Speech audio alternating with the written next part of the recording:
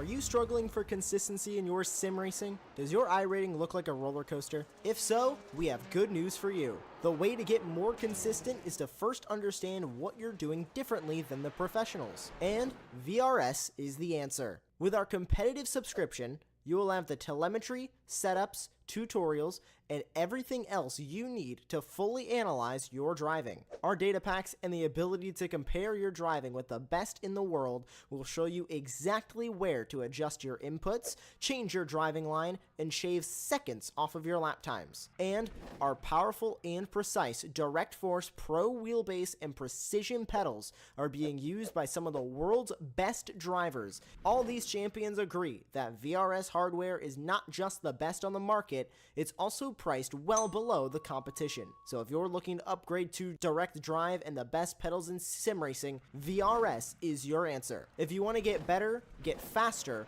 and make it happen sooner rather than later, you owe it to yourself to find out why so many people are switching to VRS. You'll be so glad that you did. Visit www.virtualracingschool.com and learn why the best use VRS.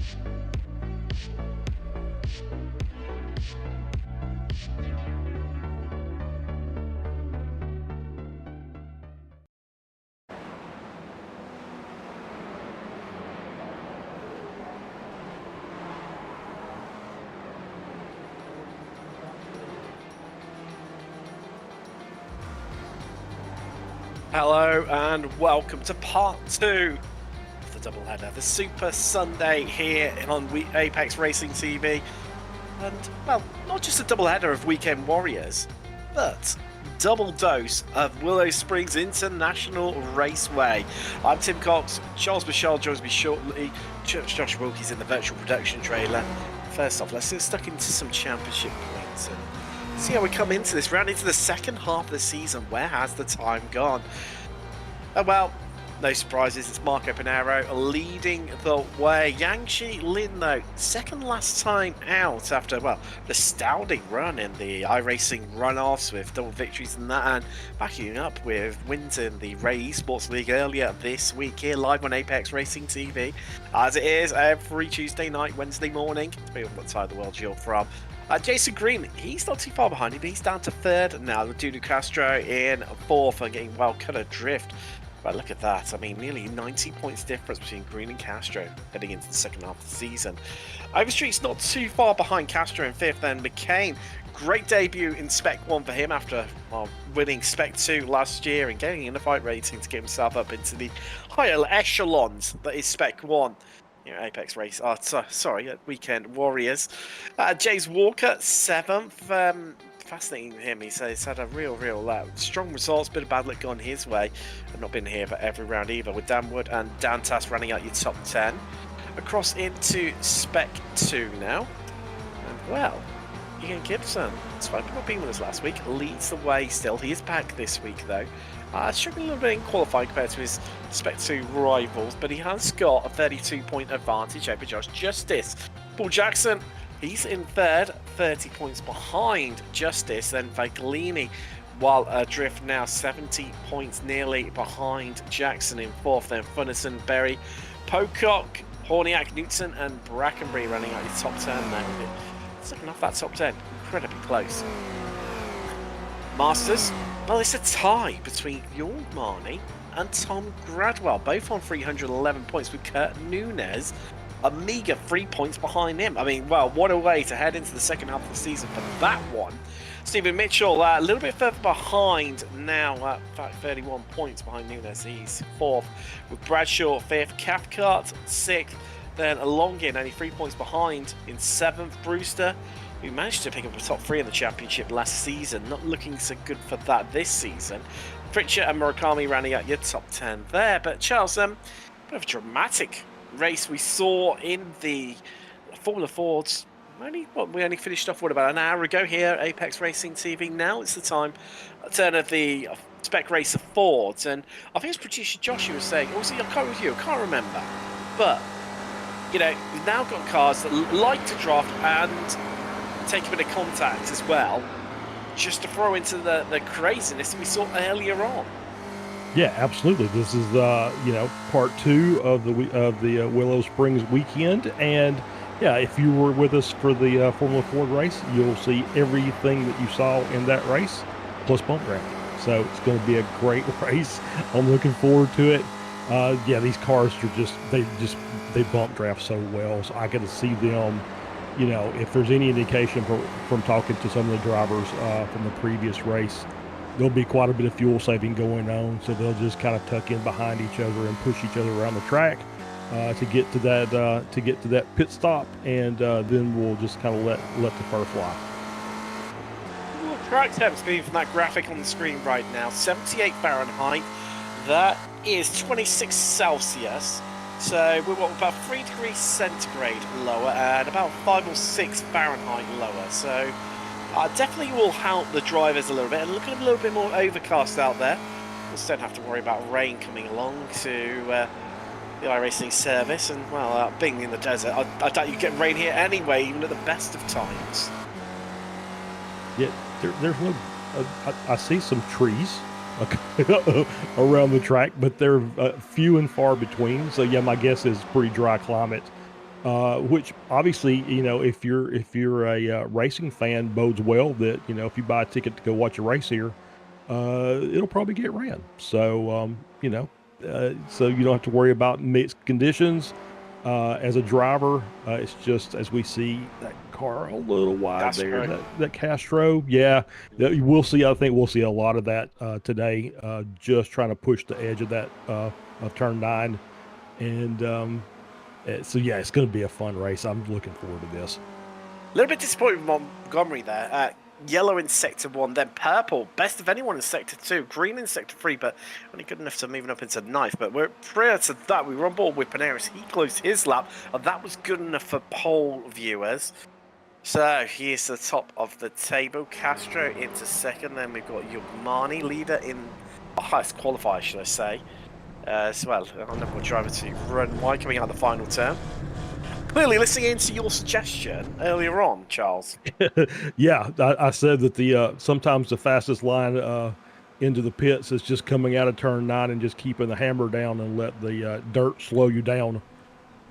As as I think everybody is now trying to check track limits, I guess, if you want to call it that. So yeah, interesting. I think just resetting and going back to the pits. But this kind of looks familiar with Pinero up by 0.4 of a second over the rest of the field.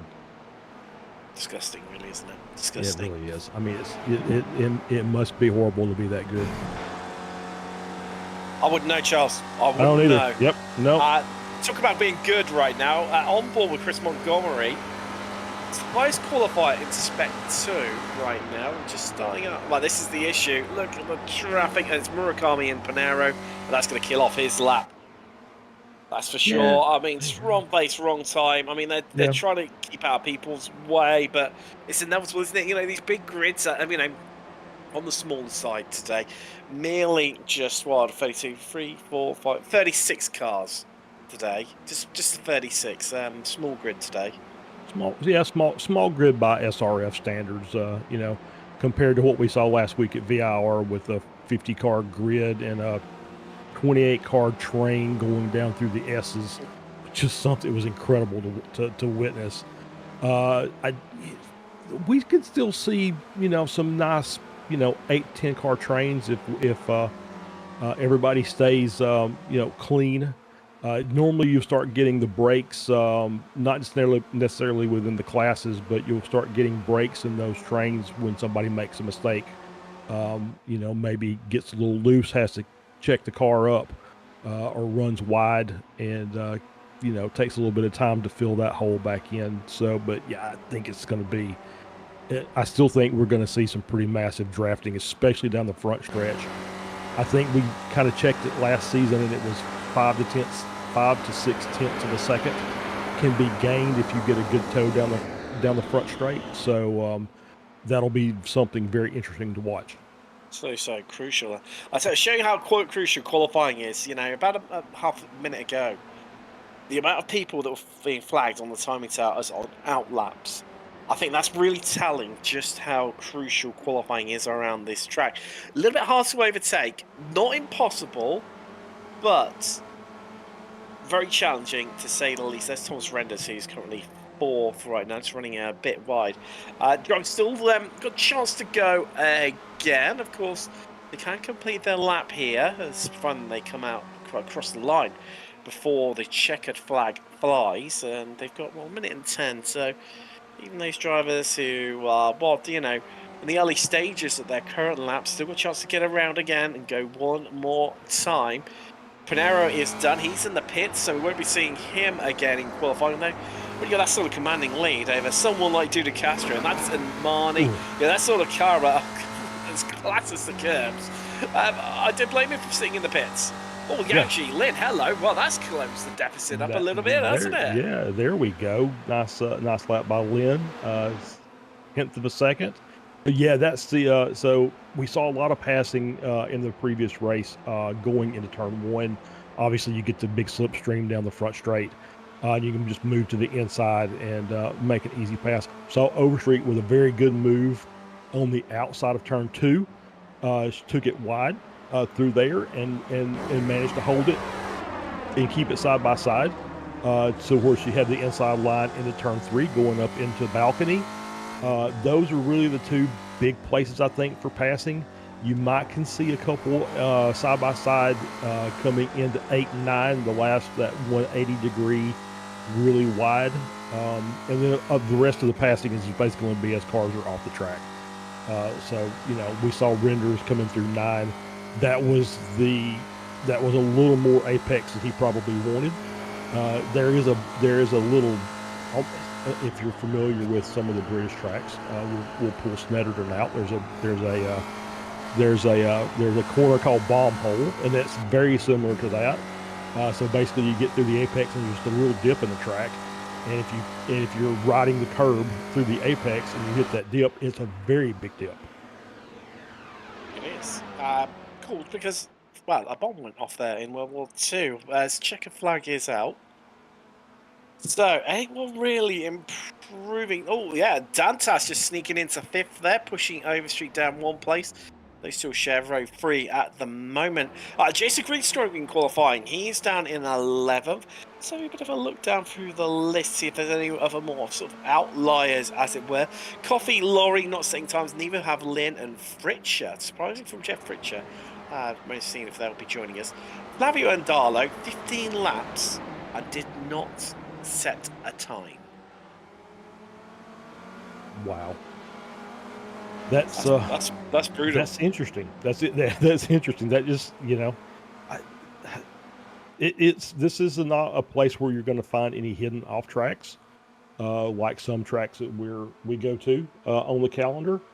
Basically, if you're not on the gray, you're probably off the track, and you're going to get rung up for that in the iRacing timing. So as long as you're on the gray, you can set a lap. This is it's throttle control at a premium, right? As we talked about, there's not a lot of really high heavy braking zones. So you're really just kind of dragging the brake through into some of the corners and just managing your car with the throttle, and that's kind of going to be your key to success, I think. I think it is indeed. Never such wiser words spoken, Charles. But as we crash into across the race, we have to bring up your grid. And Marco Panero on pole. Well, it looked like a commanding lap until Yang Lin banged one in there in the depths of qualifying. So joining him on the front row. Row 2 is Castro and highest qualifier in Masters Marnie. Then we've got Dantas and Overstreet on row 3. Row 4, Thomas Renders and Alan McCain. Dan Wood shares row 5 in the top 10, running up by Josh Arnold, a newcomer to this series. Jason Green down to 11th, and he shares row 6 with another stalwart of this series, Chris Murakami. They've got a highest qualifier in Spec 2, and that forms up Chris Montgomery. He's next to Tom Gradwell with Gardini and Pocock on row 8. Row 9 is Love and Alan Johnson. Then, well, that's another newcomer to the series. Great to have so many new faces. Christian Kabanka won commandingly in the Formula 4s earlier on tonight, but starts 19th here. Next to Stephen Mitchell on row 10, and that's his top 20. Ian Gibson and Andrea Favini on row 11. Row 12, Jackson and Longkin. Row 13, so lucky for some, hopefully not, for Adam Bradshaw and Phil Berry. Carl starts behind, 1 place behind his fellow countryman, and he shares row 14 with Mike Newton. Row 15 in the top 30 is Tyler Brackenbury and Michelle Vaglini. Jeff Cantor and Bob Kerr make up an all-masters row on row 16. Row 17, that's Jeff Fritcher, not setting a time, and neither did Flavio and Darlow.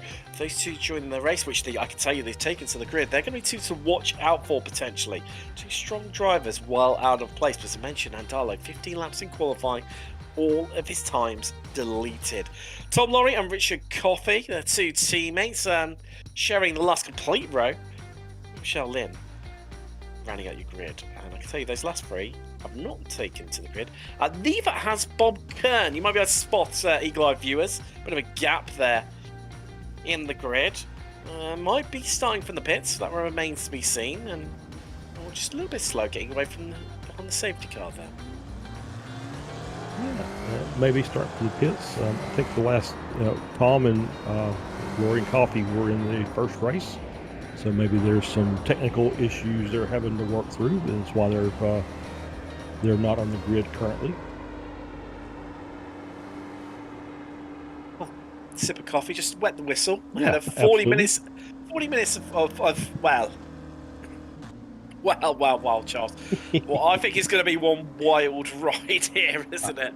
Yeah, I think you're right. I think you're absolutely right. So, yeah, we've just got to, it's all about getting the start, let the cars get single file, get through that first lap, get the tires, get some heat in them, and, just don't make any mistakes. And, you start off that first lap well, keep the car clean, no mistakes.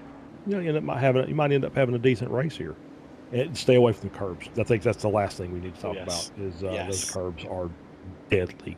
So, yeah, that might be something we'll be looking out for. We had a nice cartwheel by one of the Formula 4s earlier.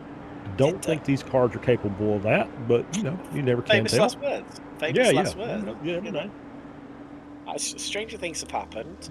So non-starters are officially Ken, Laurie, Coffee, and Lynn. But talking of Lynn, this top three, Panero, Lynn, and Castro. Whoa, that's a spicy combo, isn't it? Yeah, I mean, let's not stop there. I mean, you know, the three behind them, Monty, Dantas, and Overstreet aren't slouches behind the wheel of the car. So I mean, this is you know, these are some of the best drivers for these cars. Obviously, Lynn with his SCCA exploits last week we talked about. Absolutely knows what he's doing. So yeah, this is going to be one of those races that, you know, we'll be looking about 10 minutes in, going, all right, who's fuel saving, who's not, and let the strategy start playing out, right? Well, and also on top of that, we need to keep half an eye out for Christian Kabanka, who's starting Yes. 19th. Yeah. Okay, he's a lot better in the Formula Fords compared to the spec races. But then also, for me, Flavio Andalo and Jeff Fritcher starting right at the back. They're two to watch out for. Well out of place. We spoke about the woes that Andalo had during qualifying. There we go. We are on board with him right now. Jeff Fritcher, you know, strong Masters driver.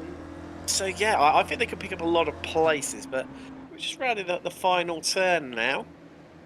The Porsche 911 safety car will be pulling in incredibly shortly. Well, in fact, there we go. In it goes.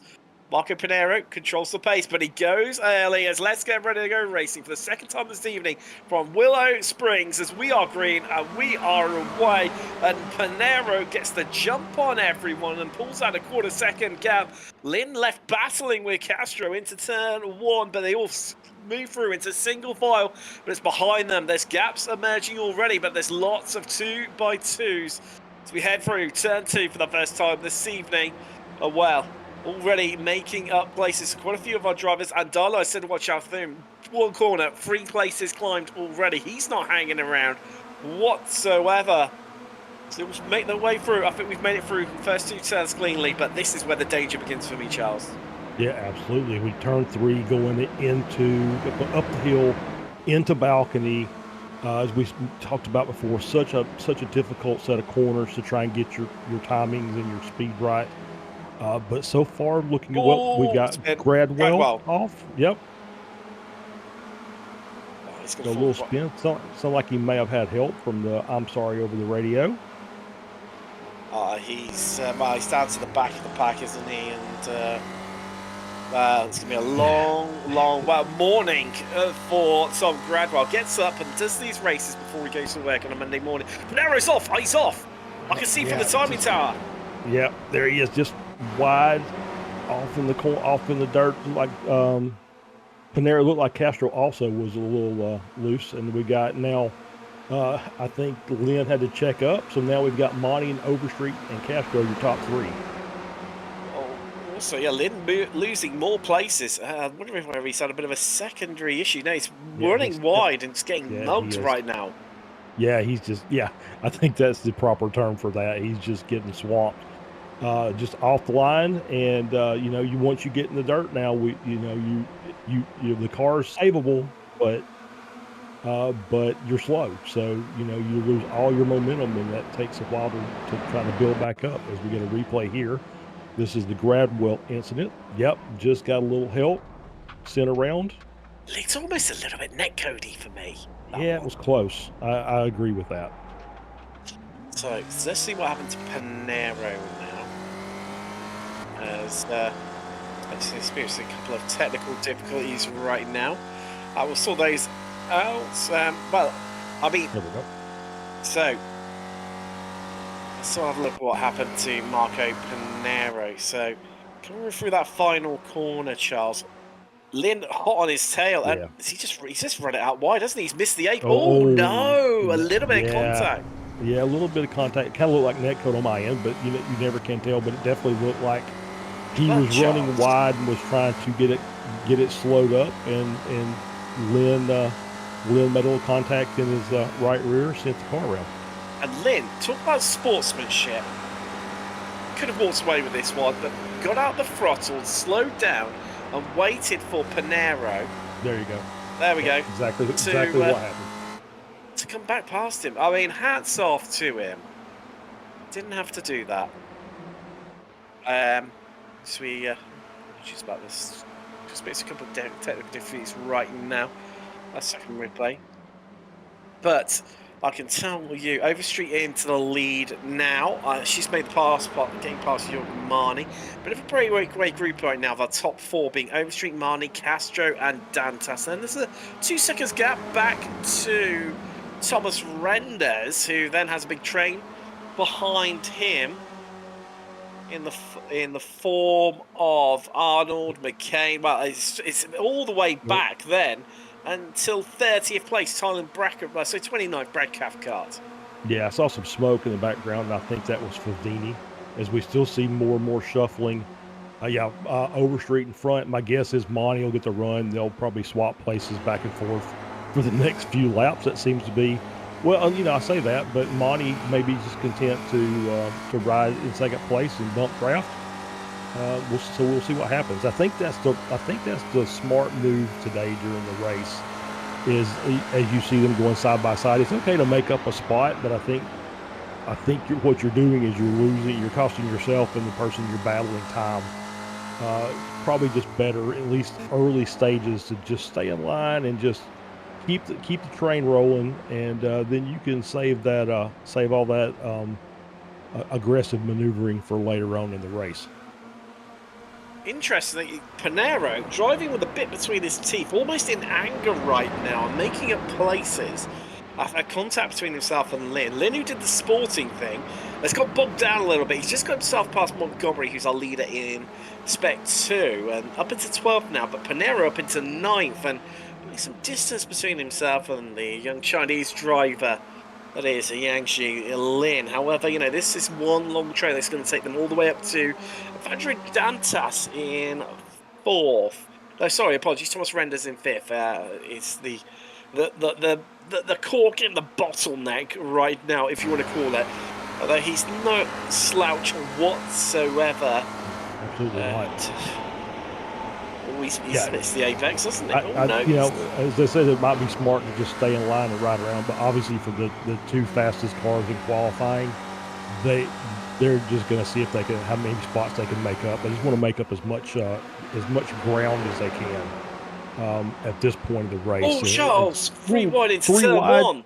It worked. So good job by everybody there. Panero splitting the difference, going straight at the middle of McCain and Green and getting the job done, and doing so up into 7th now. Yeah, just a fantastic run. Obviously trying to make up for the issue with Lynn earlier in the race. So yeah, like I said, he's going to try and make up as much ground as he can on the leaders because he knows he's got a fast car and he's got the ability to win the race. So he's got his sight set to get as close to the front as he can. Wow, gonna sit rep right now as we settle down. Nearly 7 minutes complete out of the 40. So Jorgen leads overall and Masters. Overstreet leader in Spec 1, second overall. They still be working together. They are always in communication with one another and share a Discord channel during these races, so we see a bit of bump drafting between those two. In terms of Spec 2, Chris Montgomery leads the way. He remains in 13th, having started there. Yeah, who else? Ian Gibson, championship leader as well. We go 3 wide on the Eagles, trying to make it 4 there. Bit of bumping, and we can make it 5 wide. Oh, McCain and Lynn. Oh, that's going to come right across the track. And how did they not collect more people? 5. Yep. So 5 guys tried that, and that didn't work.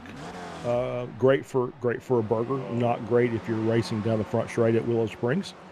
That's it was suspension, Charles. That was. Yeah, I think that may be it for Lynn. But that was. That's the thing about this front stretch. It is wide, and it looked like it would support 5 wide, but I think somebody just may have had a little bobble, or maybe a net code contact that it just happens so often. So So let's. I mean, I'll tell you what, Charles. I mean, only here in this series can you get a 5 wide. So that's already had the yeah, incident. You see it's broken up as we try and bring it back to what was an absolute glorious moment. How did those two, when they came back across the track, you can see the bobbling from everyone as we Murakami gets a great run, yeah, and wow, that yeah. 3 wide over what was only 2 wide, and then lit cannonballs across the track, and amazingly, McCain 2 did not. I'm still amazed how they didn't collect Yeah, anyone. that looked like there should have been 10 cars in that wreck, and so for just 2 of them to spin, that's pretty amazing.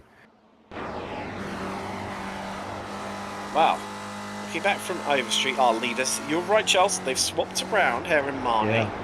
Yeah, I was thinking Overstreet may stay in second and just kind of push Monty. I know Monty likes to run. You know, he's not one for fuel saving, and he'll tell you that. I thought Overstreet may have just kind of stayed behind and pushed, but I think she wants to get out and lead a little bit of laps as well. So Yeah, these two are clever. They'll work out, who's the faster given stage during the race, and then they'll swap it around and fight it out come the end of the race.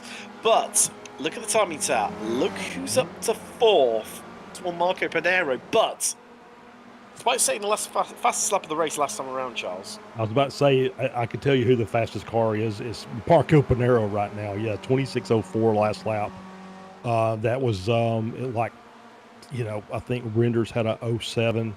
No, I'm sorry, that's a 27:07. So I think that's three or 4 tenths faster than every other car for the race so far. So yeah, he's on a tear right now, which is not unexpected. I mean, he's pretty dominant in this car in the series. Oh, Marnie's So going yeah, very, very slowly. he is. He is. I wonder if he made a mistake come out of 9. Maybe he got too far wide and got in the dirt. Well, this is the trouble with the new off-track physics, aren't there? As there goes Yep. Panero past Marnie, is they slow you down like they do in real life. Previously, he would have got away with that one. Yeah, well, yeah, yeah. He lost the camber. We talked about it in the first race. There's camber on the inside of that corner up to a point, and then it kind of flattens out. And so once he lost the camber, he just started pushing wide, and he got out of the throttle. From the lead in space of 2 laps, he's down to 5th. Whew, it's brutal. Yeah. It's brutal here. We knew it would be. But that gap, 2.9 seconds between Panero and our top 3 right now. I mean, we know this guy's good, you know. But I mean, that's a tall order. It is, but he's got Monty now behind him, Renders, Arnold, Green. So you've got a nice big train of cars to work with. Monty, my guess is, will just, Panero's just quicker than most everybody out there. So Monty will just try and hang on to him as long as he can. So the longer they can keep this big pack together, the better chance they have at catching those front cars. Interesting one. Chris Montgomery in from the lead of Spec 1. Very, very early stop for him. Yeah, surprising. Yep. Well, we're in the window, so maybe he's trying the undercut strategy here. I don't think it worked really well in the first race, but you never can tell. It's a different race, different cars, so you don't know what's going to happen at this point. Especially if you're Jason Green and you're putting just a little bit too less fuel. Yeah, a little too. Yeah, just missed his calculation by probably a quarter lap or half a lap, something like that, something minute. But obviously, he had to let out and kind of, lost a chance at a podium. That gap, I'm keeping half an eye on it, Charles. It's stagnating about the 2.8 seconds mark between Panero in 4th, leading the charge of that group behind him, and Dantas, who currently lies in 3rd right now. Marnie's still leading Masters. He's in 5th with Murakami. 9th overall. Mitchell, 3rd in Masters, 15th overall. Spec 2, Phil Berry now leads that after a very early stop from Chris Montgomery, with Mike Knutson, 19th overall in 2nd, and Ian Gibson, 21st overall and in 3rd. Currently, it's Flavio Darlow into the pits. Never really stopped it. He's at 14 places after starting from the back of the grid. I said to watch out for him. Not wrong there in terms of... Yeah, obviously Andala's having a great run up the field. Yeah, you know, he managed to avoid a lot of the you know, any drama as he's worked his way through, and so his speed's starting to show now. And he's on. I don't know how far he's going to get up before it's all said and done, but he'll definitely improve from where he started. Jeff Richards, no one who was to watch out for. He's only made up 6 places. I say only, you know, I'll be very chuffed with that one. Not as good as Knutson and Berry, who are both, well, they're both at 10, though Stephen Mitchell, I think, has had a little bit of a minor mishap over coming off track. He's lost a few places and a few places again. Meaning now Knutson got the highest on position climate honour. He's up 11 now into 17th. And in terms of retirements, well, just the one so far, Yangji Lin, with Kern, Lin, Coffee and Laurie not making the start. Kane got going again despite his, being collected in that incident.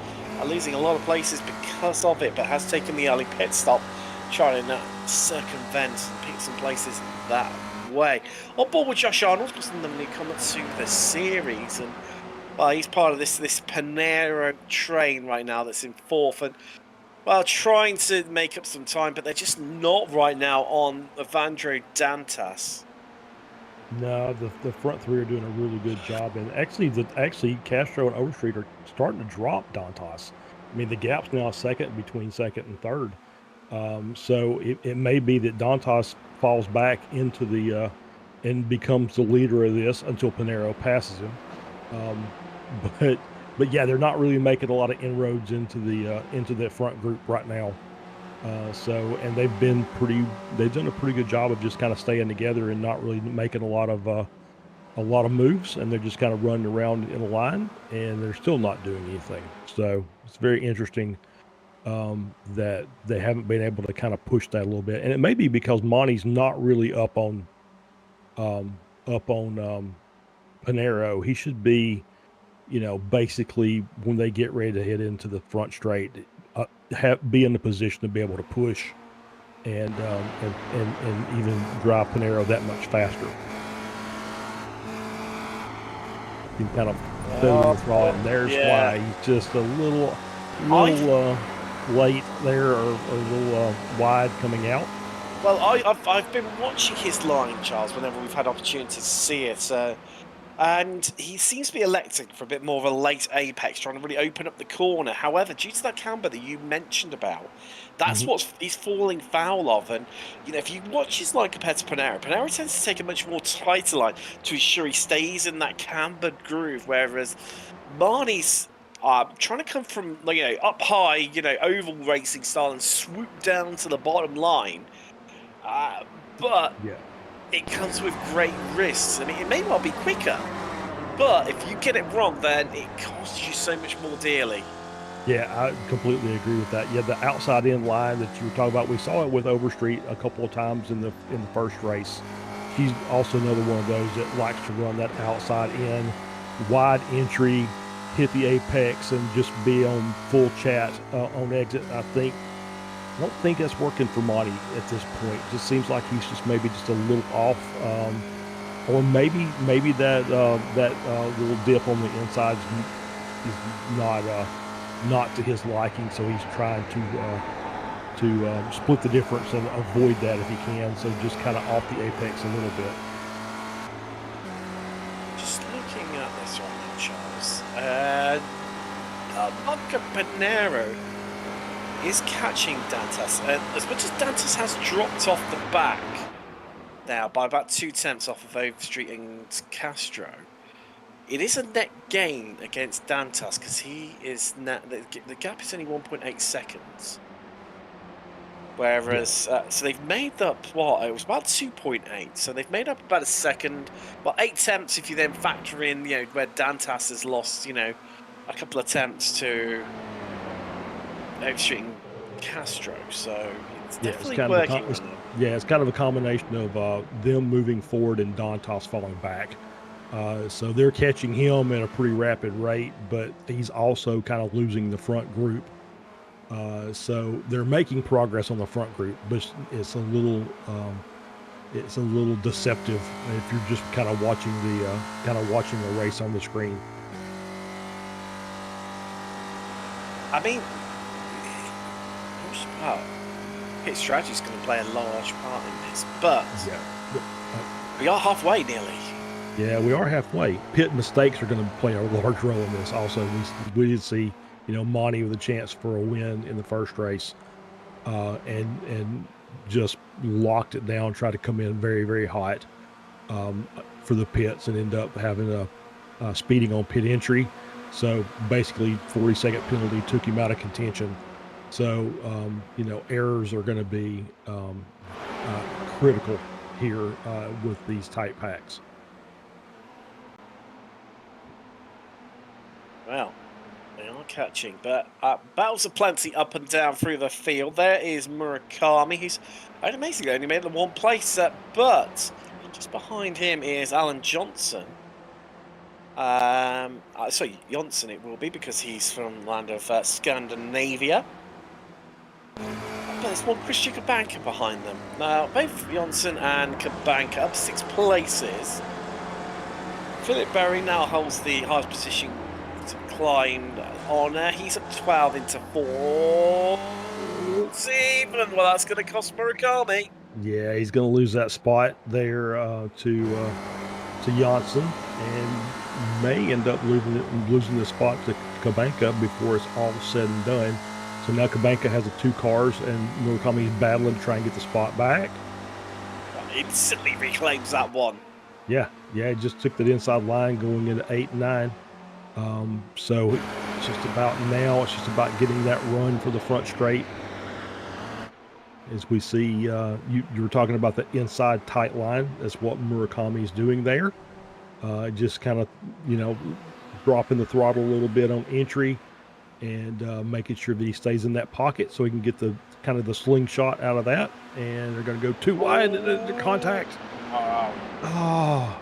Well, luckily they leaned on each other, flew away, and then leaned on each other again to get each other straight. There's another contact. Yeah. Oh, wow. Yeah. Just bruised and battered right now as Christian Kabanka getting involved in the action there and beating him up some more. Yeah, it's like, hello, new guy. So, exactly, it's like, welcome to the show. Let's give you your initiation into the series here with Murakami and Kabanka. And, all the cars look like they were at similar speeds, but Murakami and Johnson contact, it almost kind of got that feeling of, how the cars may sometimes get stuck together in iRacing. And it almost kind of looked like that, like they almost got pulled together as opposed to them actually, driving into each other. It was kind of strange, but luckily everybody saved their car, and we're going to get going. So that's great. Interesting battle we're seeing on screen right now. Led by Philip Berry, the Silver Flover 14th. Yanni Ongen behind him. Andrea Fafini then.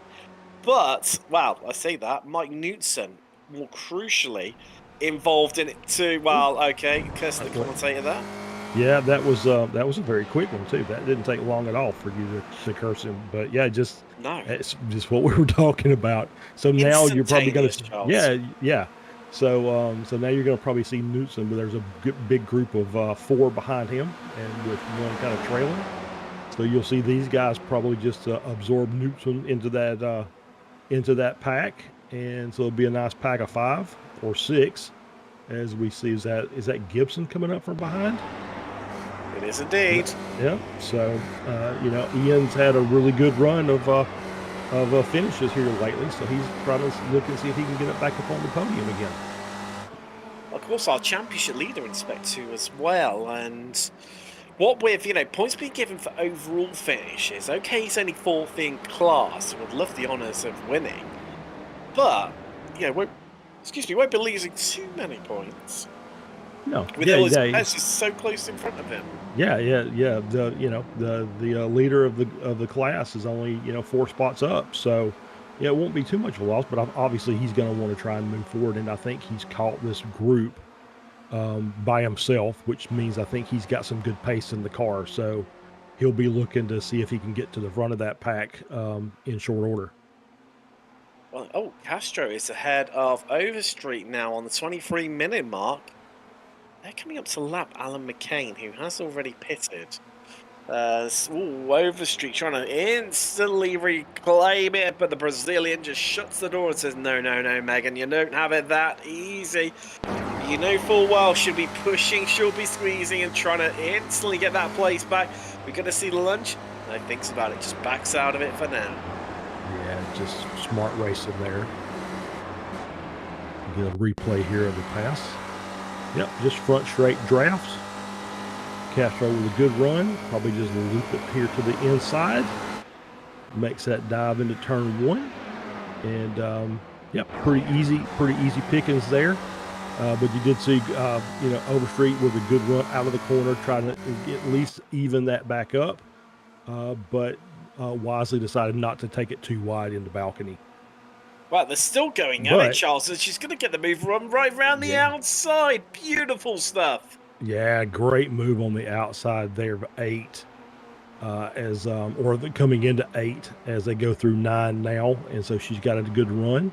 And of course, we'll see the draft in action as that group in the back gets a little bit closer. They've just caught Dantas, and they're in process of sending him to the back of that pack. Oh, that was late. Renders. Oh, everybody survived. Somehow. Yeah. Some way. I will say this is except for, I guess, balcony, this is a pretty wide track, so you can do a lot of side-by-side racing here. Balcony, the entry corner, turn 3 is very, very tight as we see Fritcher coming into the pits. It's very tight, so too wide is not advised through 3 into 4 and 5 and 6. But then once you get out, missed pit box. Did indeed miss the spit box by a country mile as well. Yeah, he's got the first box and he just didn't catch it in time. Well, not used to normally starting down the field that far is Jeff Fritcher. That he starts riding down pit road and then suddenly discovers, oh, I've missed it. That's tough. That's tough. It's like we said, pit errors are going to be costly here. Because now the pack that he was riding with are now going to be several seconds ahead of him. Adding insult to injury there for Fritcher. So, well, with 26 minutes, we're going to have to start thinking about pit stops. Well, quite a few of our drivers. Nobody has stopped inside and including the top 24. Andrew Love in 25th is the highest driver who has pitted. There's Murakami just pushing Alan Janssen along there. Slovenia into the pits. He's decided he's going to go now. Yeah, I'm thinking, we talk about that 30 to 31 minute mark. And I think looks like the majority of the field is going to take that to the absolute end. So we'll see. We'll get a good idea of who's doing some fuel saving out there. They'll probably be able to go an extra lap. While we've been just, looking at the race and what's going on down in the midfield, away from our eyes, Pinheiro has been chipping away at that lead of Overstreet and Castro, and it's down to 1.2 seconds. Yeah, I think part of that is the battling that they've been doing on swapping the position back and forth, side by side, and it's allowing Pinheiro to just run hot laps. He's in front of that pack. He's just still dragging them along with him. So you've got a nice pack of 4. It's him and Monty and Renders and Dantas.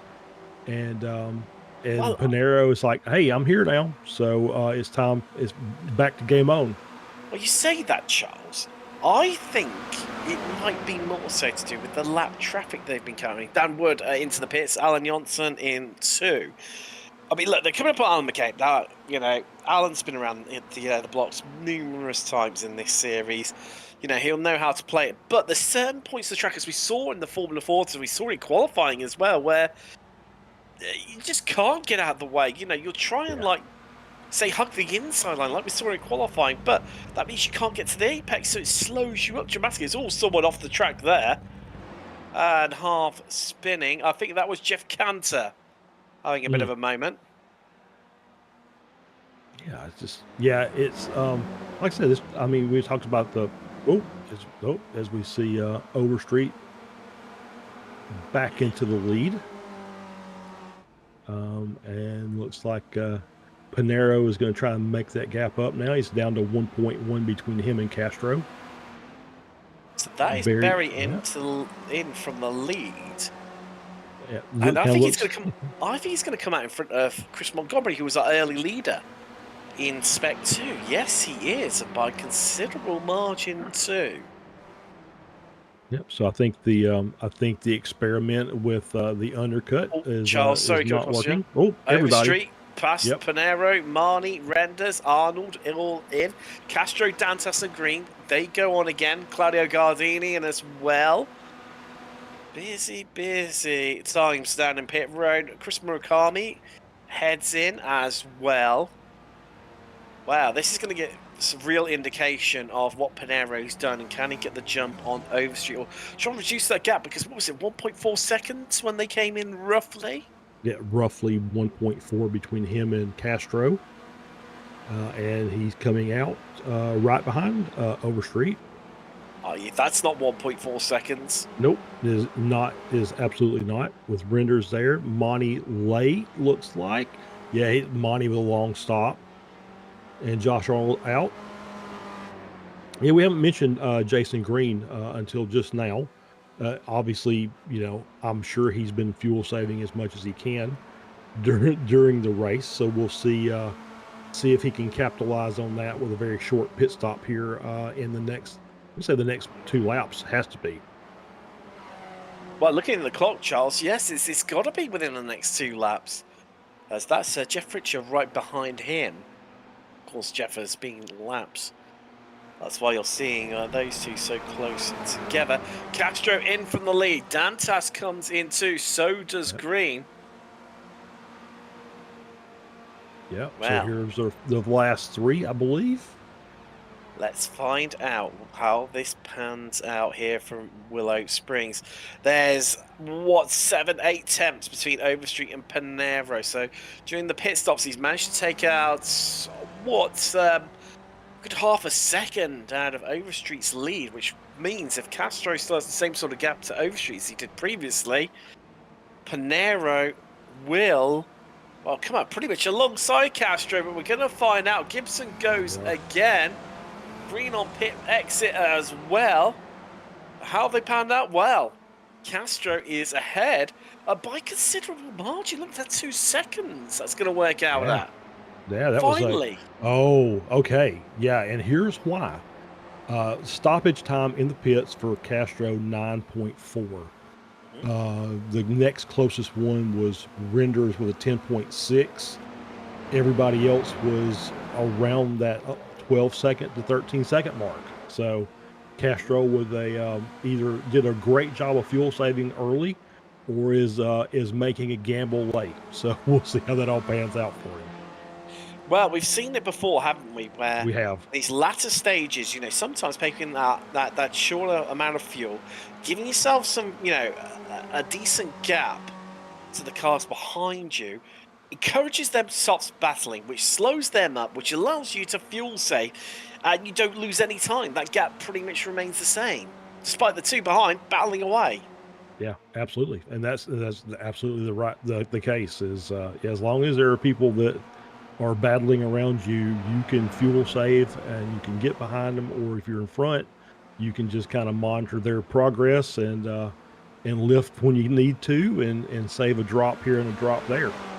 Gibson coming out, I think he's the last one. He is. He's gone a lap longer than anyone else, Charles. I mean, that's an amazing drive, and the fact that he had moved up quite a few spots during the course of the race. That was a great run by him. Oh, You say that? No, he had. From memory, I don't think he had. He sort of You was up don't? 2 or 3 spaces. Oh, okay. Then yeah, he was, because at one point he was 4th, wasn't he? For quite a bit of a while, and then we had the early pit stop from Chris Montgomery. Where's he going to come out?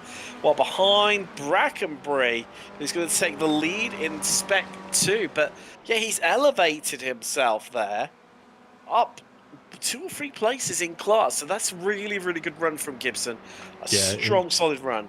Yeah, absolutely. And his pit stop time was 8.8. So obviously, I think, but he went a lap longer, or a lap longer than everybody else. So maybe that's the right number. I think that Castro is going to be a big indicator of if those short stops are the right number, or if everybody else had that right fuel calc. Based on that, Gibson's time, which was 8.9 versus a 9.3 for Castro, who stopped 1 lap earlier.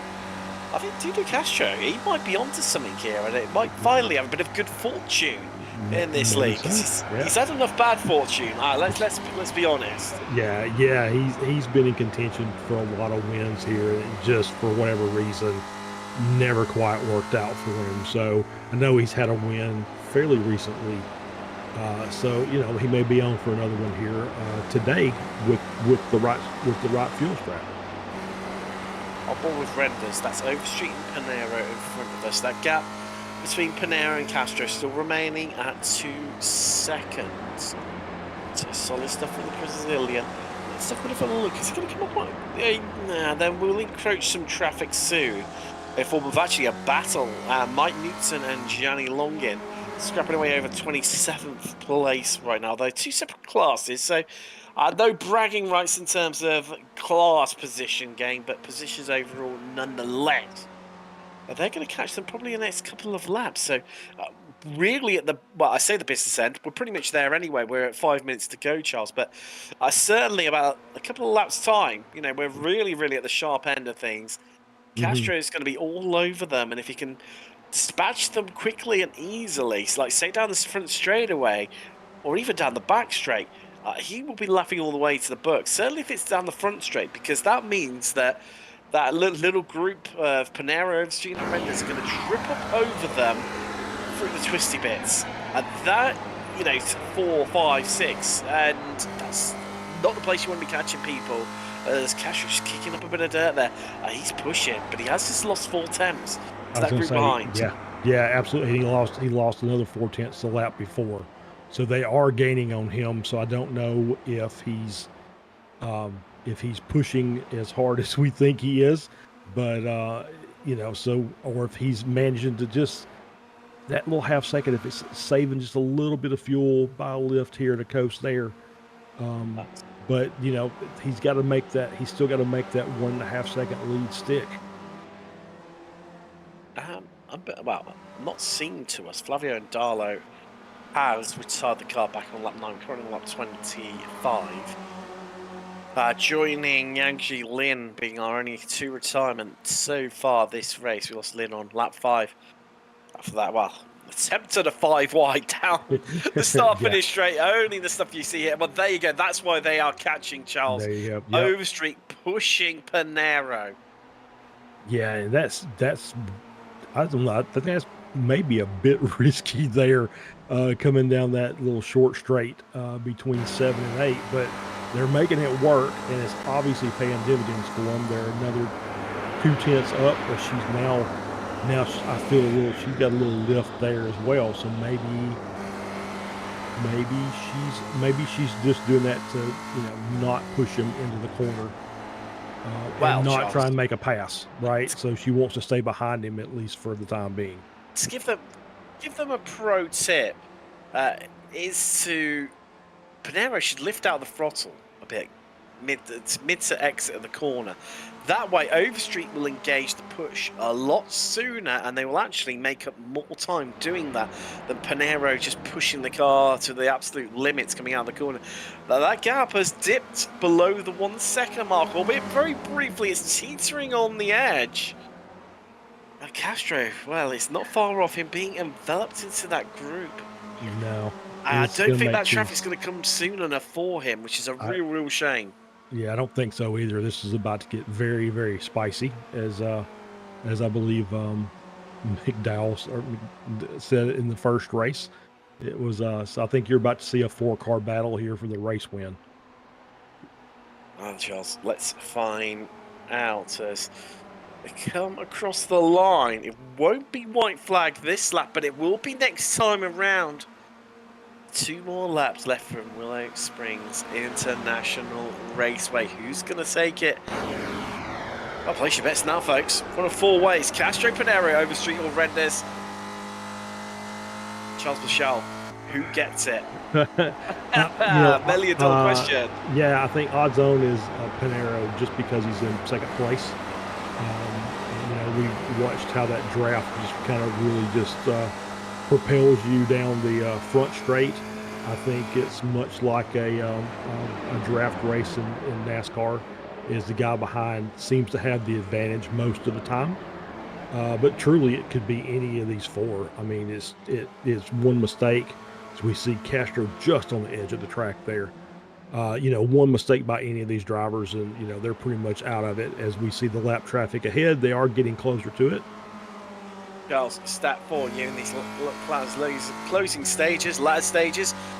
Clatter, I think, is the word I was trying to come out with there. And now I've mentioned the pair of them. But 8 attempts is what Panero caught Castro on the last lap alone. Setting the new fastest lap of the racing, doing so a 1:25.8. Castro's fastest lap so far this race, a 1:26.3, a full half-second slower. But Overstreet pushing Panero will have played a part in that. As we come across the line, white flag in the air, 1 lap left to go here from Willow Springs. They're not catching these lap cars in a good spot. They're going to get them probably going into balcony the way it looks, so it's going to be very difficult. Hold tight, everyone. Here we go. Who takes it? Will they even catch them at all? If they start getting stuck into one another, it's going to slow themselves up, Charles. Of which Panero, it just seems like he's biding his time. So is Overstreet. When do they launch their attack? That's the big question. Renders has always had a bit of a look at Overstreet, but has elected now just in this part of the track to sit behind. Probably the wisest move, as you feel like Castro right now is just slowing up the pace, trying to kill off the momentum from the attacking pack that is behind. He's going to get it 3 ways between Panero, Overstreet and Rendez, but that traffic might actually just help him down this back straightaway, because he's going to get a distant tow from them as we head down the back straight for the final time. 2 corners left here from Willow Springs, and Overstreet looking for the move right round the outside there on Panero, and being squeezed by Panero up to the high line. Here comes Rendez. Overstreet nearly into the grass, and they've done the, while pushing each other out wide, they've managed to get past Castro, who falls to 4th, and there's contact there. Overstreet takes it. Panero's had to dart into the pit, so he's going to finish 4th. And wow, look at that. Overstreet first and Renders second. Wow. What a finish of that race. I thought they'd wipe Overstreet and Panero is going to finish 6th. We're going to wipe each other out, where Panero was just squeezing Overstreet, but they carried so much more momentum than Castro. Wow, I've never seen anything like that. That was absolutely crazy. So yeah, Castro obviously being in the lead was not the place to be, but yeah, it just Overstreet and Panero. We're going to see this again. I'd love to see it from if Josh can do it from the chopper view. So we're looking head, sort of down. There we go. Gets it done. Yeah, she's just outside. She's taking the outside line. Panero's pushing her to the edge of the track. She led up. I think. Yeah, it's very possible. She led up and just cut that apex, caught the curb, kind of pushed her out wide, which caused Panero to have to bail to the pits. And so yeah, 1-2 for Overstreet and Renders from third and 4th, two corners before that. Wow. And all what's going on. So Murakami, well, you can tell how tight these 2 were on fuel there. Certainly Thomas Renders, because being nudged around the rest of the track by Overstreet on their in lap. Yeah, a little helping hand. There's a bruised and battered front end of a race car. You can tell there's been lots of pushing from Overstreet being going on. Yeah.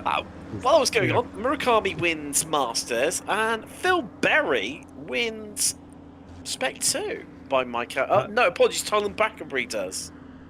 Wow. So Murakami. So just hold on. I need to check out. I need obviously we didn't have time due to obviously so many newcomers. That's always the case. Yeah. I need to double check iRacing for drivers ahead, because what iRacing is Alan Johnson. No.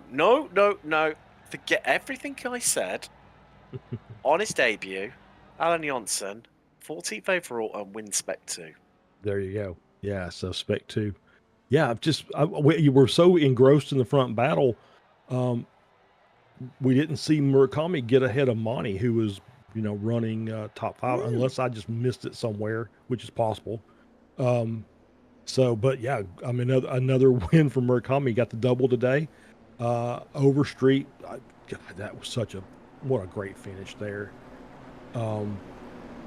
It's almost sad that Panero put it in the pits and didn't just trying to hang it on the outside and come down to the start finish line. That would have been interesting. Let's watch it again, Charles, because I think it's one of these moments you just will not get sick of seeing time and time again. So you see if they got the run on as we said, Castro out of fuel, just going to miss his fuel calc. And so Panero takes it deep. Overstreet kind of lets up, crosses over to the inside, catches the inside curb, kind of door bangs on Panero coming out of the last corner, and is able to take the win. What a great race! Geez, that was a great race. Wow. I suppose you should take you through some results now, or let's see if they are in. I mean, where'd you go from that? So that's how they started in qualifying, and yep. we didn't know back then of how this was gonna finish. As this is how they did finish. Wow. I mean, Overstreet wins. Render's second, only a 10th and a half separating those two. Castro picks up third, Green and Dantas. Josh Arnold in 6th overall. Oh, hold on. Off limits 3K, isn't it, for Spec 2? It is 3K. Oh, in that case then, scrap that. Josh Arnold wins Spec 2. There you go. So, Alan Johnson, apology, I built you up as a debut win in Spec 2. I mean, debut second, but a debut win for Josh Arnold in Spec 2. I don't think he will be Spec 2 for too much longer. Murakami with a win in Masters, 7th overall. Kabanka up 10 places. For equal third for the highest positions gained honour. Yes, he is, with Gardini and Yogmani in the end, running out your top 10. Marni being second in Masters, with Love just behind him, third in class. Then it's Favini. Johnson second in Spec 2. Well, after 40, won it. But even so, brilliant debut with Tylen Brackenbury. Another newcomer to the series, actually. He's a couple of rounds deep, but still on the podium. I mean, wow, what a Spec 2 podium that is. They've got Tom Gradwell and Brad Cathcart. And Phil Berry making out a trio of Australians there for 15th through 17th respectively. 18th and 19th. Well, Marco Panero finishes 19th. So he must have got done for speeding into the pits. Or did he hit the incident point limit? Yeah, that's what I was trying to figure out. I was trying to look at his timings. 50 seconds feels like it was an incident limit, which can't serve on the last lap. So it's a 40-second penalty, I believe, from iRacing. Yep, it is indeed. It is indeed. So yeah, with the time that he would have lost from going slowly as well. Well, there you go. 19th with Dan Wood rounding out your top 20. There's Fritcher, McCain, Jackson, Montgomery, who'd led so much of Spec 2 and was highest qualifier in Spec 2. Finishes 24th, well down in the end. But Cantor, Gibson, Knutson, Lonkin, Mitchell, and Vaglina rounding out on your top 30, with those last two being 1 lap down. Into retirements now. Caleb Pocock lost him on lap 20, and Darlow on lap 9. Lynn with that mammoth accident on lap 5. With Kern, Laurie, Lynn, and Coffey all not making the start. Actually, I just seeing where Alan McCain finished 22nd overall. See, he was caught in that incident with Yang Ji Lin, which makes it. That's a brilliant recovery from him, all things considered. For sure. Wow, let's have a bit of a chat to some people, I suppose. First up, let's speak to our overall winner. Megan Overstreet joins us. I mean, did you see that coming? And we've watched back that final move. The final couple of corners 3 times now, and it still blows my mind. I can't believe it. So that's my first SCCA Spec Racer Ford Weekend Warriors win. So I'm happy, but it was also, I got to apologize to Marco. I gave him 8x by being too close and giving him 4x bump drafts a couple times. So that kind of caused him to get a penalty or drive through at the very, very end when we got that little net code on the exit of the final corner. I think it pushed him off the track, gave him a 1x, which put him over the limit. Well, it was from our angle, it looked like a little bit more than netcode, where you just sort of drifted out wide, obviously taking the corner exit, and just tapped him, with your rear left on his front right. One of those things, really. I mean, you wouldn't see him. But, I mean, coming to those final stages, I mean, I'm guessing you must have thought there was a chance of catching Duda Castro, because you seem to be working together a lot with Marco Pinero. We caught you bump drafting him numerous times. Oh, yeah, he was definitely way faster than I was, because even before the pit stops, he was gaining time hand over fist on me and Dudu. So I knew once he got past me, I was just better to stay behind him and not try to pass, because that would just slow us down and let Dudu get away. And I think he started running out of gas in the next to last corner. Yes, that's how it seemed. He seemed to really sort of check up quite a bit, while yourself and Marco Pinero went to battle right around the outside in spectacular fashion. Well, Megan, congratulations on the victory, and well, we'll look forward to seeing you next week. Thank you. See y'all again. Charles, I'm guessing perennial, Masters, sticking with Masters, the second time today as well. We talked about this, and congrats again, Chris. Got the double today, 2 wins in the Masters class. Not quite as high a position on the overall, but you take the class win where you can get it, right? Oh, totally, for sure. So another one of those races where you just kind of stay out of trouble and things just kind of fell your way. Yeah, it's a big draft track, so you just hope you don't lose positions while the guys are catching up, and so yeah, it all worked out. Lucky to get 7th, I think, I give this one to Florence Arabian, because he gave me, this is actually his real track, and he gave me a few tips, that I ended up using on the last couple of laps to catch Christian.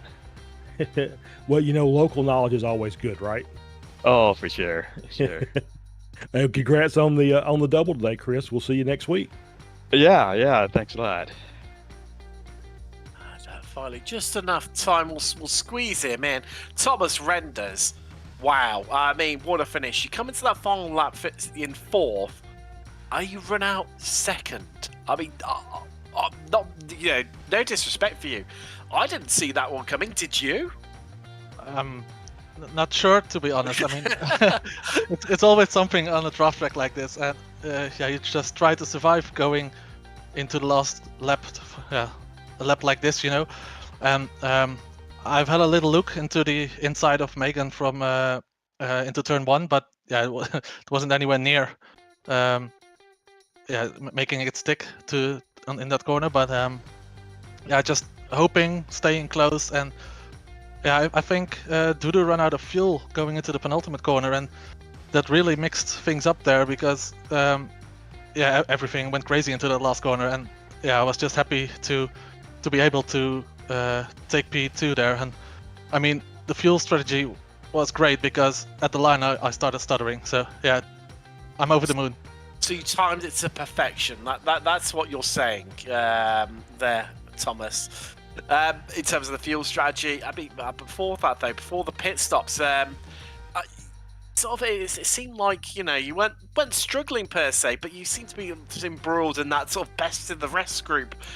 Realistically, I mean, after the pit stops, were you quite impressed with yourself that you managed to come out so close to the, Overstreet and Panero? Yeah, I mean, I was just we were in luck. I think I started battling into the first couple of laps, and that caused the gap to be there.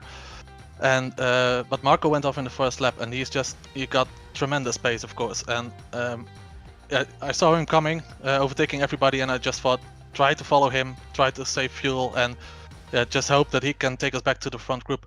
And so he did. So big thanks to him today. Definitely. Well, Thomas, congratulations on the second place. I do believe that your best ever result in Weekend Warriors. Yeah, my first podium. I'm really over the moon. And also congratulations to the winner. Megan Overstreet. Yeah, sorry. It's okay. I just lost my words. Sorry, Megan. Don't worry. I mean, it was a crazy race. I don't blame you if we lost words. I was at times as well. Thomas Renders, first time ever on the podium, with second nearly dominant as well, in fact. But that is all we've got time for here today. Wow, from Willow Springs. What can we say? It was dramatic. It was just everything, and that was the Formula Fords. And then we knew it to be something a little bit special here in the Spec Racer Fords.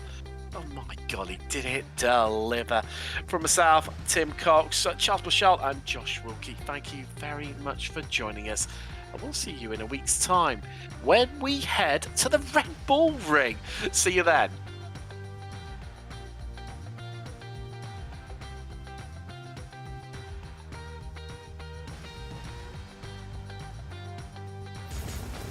Are you struggling for consistency in your sim racing? Does your iRating look like a roller coaster? If so, we have good news for you. The way to get more consistent is to first understand what you're doing differently than the professionals. And VRS is the answer. With our competitive subscription, you will have the telemetry, setups, tutorials, and everything else you need to fully analyze your driving. Our data packs and the ability to compare your driving with the best in the world will show you exactly where to adjust your inputs, change your driving line, and shave seconds off of your lap times. And our powerful and precise Direct Force Pro wheelbase and precision pedals are being used by some of the world's best drivers. All these champions agree that VRS hardware is not just the best on the market, it's also priced well below the competition. So if you're looking to upgrade to direct drive and the best pedals in sim racing, VRS is your answer. If you want to get better, get faster, and make it happen sooner rather than later, you owe it to yourself to find out why so many people are switching to VRS. You'll be so glad that you did. Visit www.virtualracingschool.com and learn why the best use VRS.